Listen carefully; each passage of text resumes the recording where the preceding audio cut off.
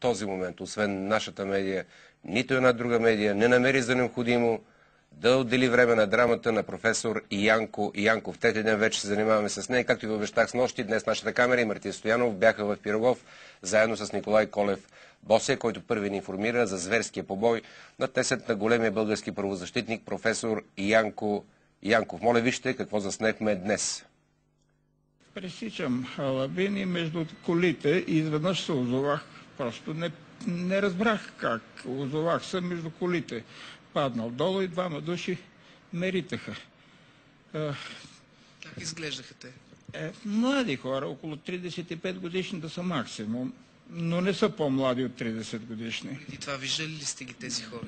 Абсолютно. Те си личиш. Аз познавам хората от... Имам усет за хора от службите, хора, които се занимават с такива неща. Целият ми живот премина в борба с такива хора. И веднага проумях, че това са хора с специални умения за насилие. Някой най-напред като че ли ми преплете крака, а друг ме блъсна. Удариха ме по гръба. Дали чупването е от удара, с което са му ударили, дали е от падането, нямам представа. Защото като ме сритаха и заминаха, някакъв човек ме изправи, аз не усещах нищо. Реших, че просто ми няма нищо. Колко часа се случи всичко това? Около 2 и нещо да е било, не помня точно. Да, след обеда. И тръгнах. И други хора, предполагам. Да, минаваха хора там. Минаваха хора, но то между колите. Те не могат да видят какво става между колите. И едва ли може да се види, че ритат някого между колите. Ще се бие срещу тази мафия до край. Няма да им позволя така да бъде. Страх ме за семейството ми, но ще се бият. Те избиха цялото ми семейство и се опитват да минават все едно, че нищо не е било. В случая може да се коментира само от една гледна точка. До сега нищо не е предприето нито от полицията, нито от прокуратурата. Така че моят коментар може да бъде единствено в тая посока. Тъй като при всеки случай, когато МВР предприема някакви стъпки, има много масивно присъствие в медиите. В случая има пълно мълчание.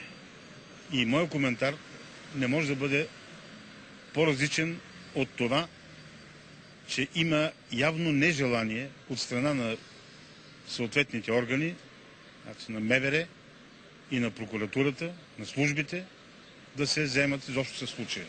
Вие само забележете за един криминално проявен тип, какъвто е Юрий Галев.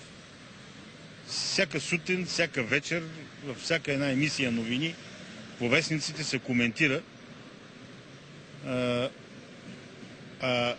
пребиването на Янко не е отразено никъде, освен във вашата медия. Целта на хората... Няма никакъв медиен интерес при вас. На медиите е да представят бандитите като герои на деня. Хора с морал не трябва да им се дава никакъв шанс, защото те могат да поведат другите. Това е целият проблем.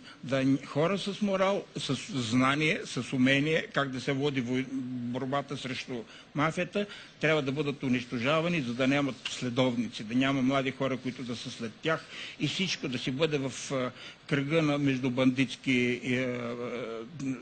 такива взаимоотношения. Ами, това е държавата, в която живеем. Нали си спомните какво ви изнесохме с нощи от професор Янков? Е поискано да заплати около 1500 лева за своето лечение, а за господин Юрий Галев, който общинския съветник от Атака, който все още е в Пирогов с опасност за живота и който не е плащал 5 години здравни осигуровки, такъв проблем няма.